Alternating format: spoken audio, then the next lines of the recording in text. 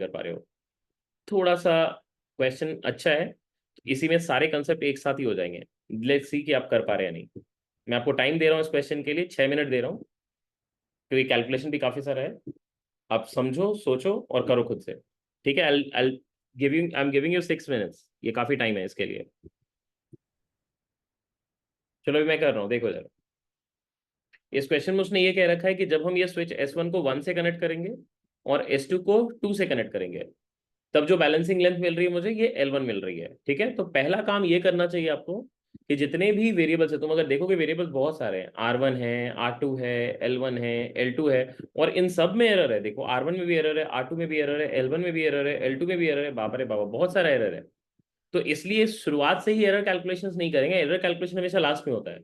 तो पहले तो वेरिएबल्स की तरह ही उसको ट्रीट करके पहले वेरिएबल्स का फॉर्मूला बना लो।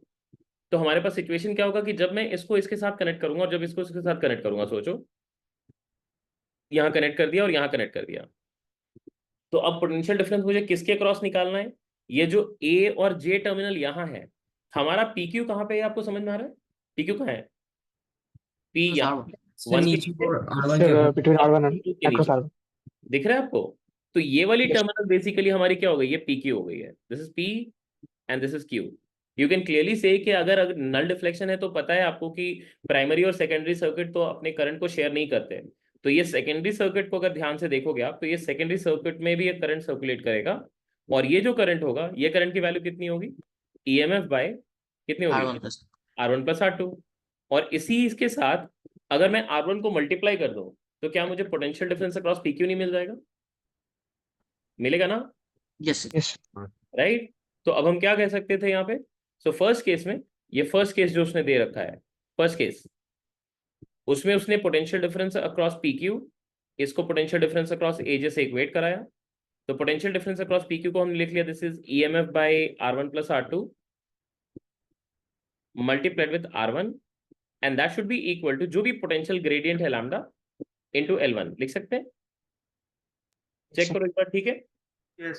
हाँ Yes. अब इसी चीज को सेकंड केस में अगर करें, इसी चीज को सेकंड केस में करें, सेकंड केस एकदम सिंपल सा सिचुएशन है। सेकंड केस में उसने क्या किया? इस स्विच को इधर कनेक्ट कर दिया और इस स्विच को इधर कनेक्ट कर दिया। तब तो डायरेक्टली अब बस ईएमएफ ही मेजर कर रहे हैं ना, किसको? इस 2 वोल्ट को, राइट। Yes. तो यस। अब सेकंड केस में हमारा क्या होना चाहिए? 2 वोल्ट, मतलब जो ई नॉट है, इसकी वैल्यू बेसिकली होनी चाहिए लैम्डा टाइम्स ऑफ नया balancing length which is L2। क्या मैंने सही लिखा है? यस। Yes. अब इन दोनों को डिवाइड कर देते हैं। इन दोनों को डिवाइड करने से देखो लैम्डा तो कट ही गया, और इसी वजह से हमको प्राइमरी सर्किट में ये नहीं भी दिया हुआ था तो मुझे इससे कोई फर्क नहीं पड़ना चाहिए था। ये 4 वोल्ट एक यूजलेस डेटा है, इसका कोई यूसेज नहीं है। आई होप आप सबको ये बात समझ आ रही है? Yes. ठीक है। अब इन दोनों इक्वेशन को हम डिवाइड कर देते हैं, तो इक्वेशन क्या बनेगा हमारे पास? E by E naught into R1 by R1 plus R2, this should be equal to L1 by L2। That's it. अब हमारे पास ये EMF E की वैल्यू हो गई है E naught multiplied with L1 by L2 multiplied with R1 plus R2 by R1। That's the end result. अब एक बार पहले तो E की वैल्यू कैलकुलेट करो, EMF का वैल्यू पहले क्या निकाल लेते हैं। ई नॉट आपको दिया हुआ है 2 है, L1 L2 दिया हुआ है 60 और 75, तो ये 60 और ये 75, और R1 और R2 की वैल्यू भी दी हुई है। R1 है 100 और R2 है 9900, तो ये हो गया 10,000 एंड डिवाइडेड बाई 100। ये 100 यहाँ से गया, ये हो गया 15 4 ज़ा 15 5 ज़ा, ये 5 आपका इधर 2 20 ज़ा, ये हो गया 2 4 ज़ा 8 8 टू 16, तो 160 वोल्ट ये आ रही है। देखो एक बार कैलकुलेशन ठीक है ना? Yes. Yes, yes sir. Yes. ठीक है, तो एटलीस्ट EMF मिल गई है। अब आया इसका एरर कैलकुलेशन कि कितनी एरर है। अब एरर फॉर्मूला लगाएंगे। आई होप आपको एरर फॉर्मूला याद है।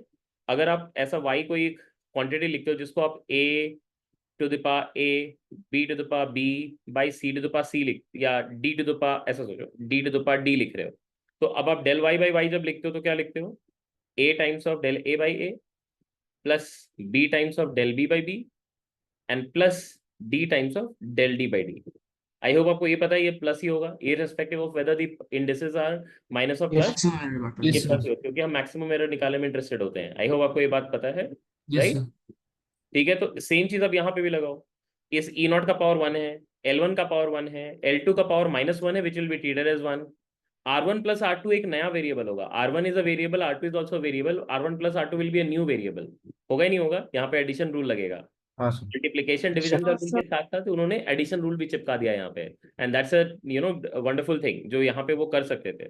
तो यहाँ पे अभी हमने क्या किया, del E by E calculate किया, और ये क्वांटिटी हो जाएगी ई नॉट, तो वैसे ही कांस्टेंट है, ई नॉट कांस्टेंट है ना, तो del e naught by E naught अगर लिखोगे तो 0 ही आ जाएगा, क्योंकि ई नॉट में कोई एरर उसने नहीं दिया है। तो ये वाला टर्म को मैं 0 कर दे रहा हूँ, plus del L1 by L1 plus del L2 by L2 plus del of R1 plus R2 by R1 plus R2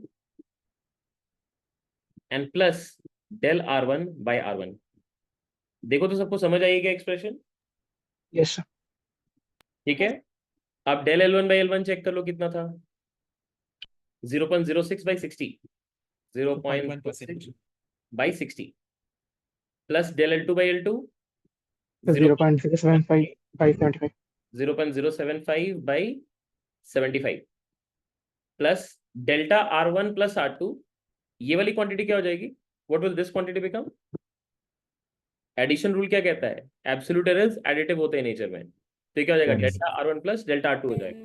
10. I hope आपको याद है ये चीजें, अगर याद नहीं है तो अच्छा है, रिवीजन भी हो गया आपका। Delta R1 plus delta R2 हो जाएगा, तो यहाँ पे आपको वो सब्स्टिट्यूट करना पड़ेगा। तो यहाँ पे कितना आ जाएगा? 0.06 प्लस 0.075 कितना हो जाएगा? ये 7 6 13 मतलब 135, यही आएगा ना? ये Yes, आएगा, sir. और डिवाइड बाई 7 और 5, 7 6 13, इधर भी तो 135 ही है, plus delta R1 by R1 again. Delta R1 कितना है? अच्छा नहीं, एक चीज गलत लिख दिया Sir, मैंने, R1 R2 split. एक R1 R2 का चाहिए ना, मैंने लेंथ ऐड कर दिया, एक मिनट रुकिए। R1 R2 में कितना है? 0.01 एंड 9.90 मतलब 10.0 है ना, है ना? और R1 plus Yes, sir. R2 तो 10,000 है, 10 by 10. तो यहाँ पे 10.0 आ रहा है, यहाँ पे 10,000 आ रहा है, सही है ना? Yes. Yes, sir. और डेल्टा R1 बाई R1 कितना है? फिर ऊपर जाना पड़ेगा, भूल जाएगा बार बार। 0.10 बाई 100, 0.10 बाई 100 आ रही है। यहाँ पे देखोगे अगर तो 1000 आ गया, ये एक डेसिमल तो कट जाएगा, ये डेसिमल हटा दें तो 1 2 इधर से कट जाएगा, 1/100 आ जाएगा। इधर भी डेसिमल हटा दें तो यहाँ पे ये कटेगा, और यहाँ पे 1/100 आ जाएगा। इधर भी डेसिमल हटा दें, यहाँ पे अच्छा एक और आएगा ना यहाँ पे, हाँ, और यहाँ पे 1000 रहेगा, और यहाँ पे आपके पास 1000 रहेगा। देखो तो सही लिखा है क्या मैंने? 30,000. Yes, sir. 2 है 1/1000 और 2 है 1/100, सही है ना? तो ये वैल्यू कितनी आ गई? Yes, sir. ये हो गई आपके पास 1/50 प्लस तो लेकिन 10.0 by 10,000 तो 1,000 ही है। क्या? तो সবগুলি তো Sir, 1/1000. Sir, 10 by 10,000. So that will be 1,000. So 1 by 1,000. 1000 था या 10/100 था? 10 by 10 by 10,000. 10,000. 10 by 10,000. 10/10,000 था। ओहो हाँ, পয়েন্টের পরে জিরোগুলো কেটে দিয়েছেন अच्छा তো। अच्छा अच्छा अच्छा, আর একটা 0 আসতো তাহলে तो यहाँ पे ऐसा था ना, तो सही कर रहे हो, यहाँ पे एक कटेगा, यहाँ पे एक और रहता पहले, और यहाँ पे एक कटता। इधर भी क्या गलत किया मैंने? Sir, 0. actually, So 1 by 1,000. এটা So you तो got the zero after the point. अच्छा एक और आएगा, हाँ So 1 by 1. हाँ, ये भी 1/1000 ही रहेगा, क्योंकि 2 डेसिमल प्लेस से एक और आएगा, तो एक कटेगा, है ना? अभी सही है ना? yes, sir. Yes, हाँ, sir. मतलब चलो 1 by 1,000. चारों में ही 1/1000 है, तो बेसिकली हो गया 1/250 हो गया ना, है ना? Yes, sir. या ऐसे ही Yes, sir. लिखते हैं, 4/1000 ही लिखते हैं, कैलकुलेशन आसान होगा, 4/1000 ही रहने देते हैं। और फिर ईएमएफ तो हम ऑलरेडी निकाल चुके थे, तो डेल्टा ई भी मिल जाएगी, तो 4/1000 इंटू कितना होगा? 160, यही आएगा ना? एक और डेसिमल चला गया यहाँ से, अभी हो गया 425 से चला जाएगा, तो क्या होगा? 16 Yes. Divide by, 64 by 1. 0.64. I hope आपको 0.64. ये ठीक है, 0.64. है ना? अब यहाँ पे एक डेसिमल डाल दें, 160 हो जाएगा, तो 6 फिर 4, 0.64, यही आ रहा है ना? Yes. Yes, sir. हाँ हाँ sir. sir. 4 volt is the correct answer. ठीक है, क्लियर है सबको? Yes, sir. Yes, sir. हाँ sir. I went into deriving the expression, so I took Yeah. a lot of time.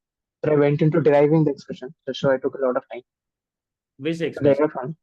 error formula. I thought that directly it will not come, so I differentiated all the equations. বাহ, খুব ভালো। আমি তো minus করে দিয়ে আমার তাই যে সব কেটে যাচ্ছিল, আমি তাই ভেবেছি কোথায় কেটে যাচ্ছে। इसमें एक चीज जो आपको ध्यान रखनी की है, इस तरह के क्वेश्चन जब आते हैं ना, तो पहला चीज तो ये है कि पहले तो आप एक फॉर्मूला बनाओ जो वेरिएबल्स को रिलेट करता है। सब्स्टिट्यूशन शुरू से ही नहीं करना है। जैसे यहाँ पे, जैसे सोमोजित ने यहाँ पे वैल्यू सब्स्टिट्यूट किया, यहाँ पे वैल्यू सब्स्टिट्यूट किया, तो ये चीज आपको शुरुआत से नहीं करनी है।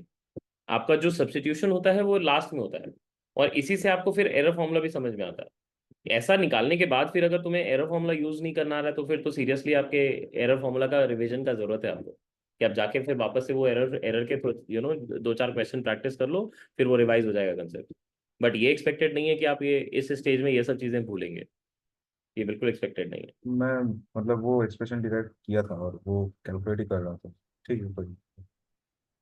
ठीक है, चलो चलो, अच्छी बात है, अगर कर रहे थे तो बहुत अच्छी बात है, बट इतना समय नहीं लेने का है। आपको समझा के ओके। मैंने 10 मिनट में खत्म किया। हाँ हाँ सर ठीक। चलो ठीक है, अभी आगे बढ़ते हैं, ठीक है।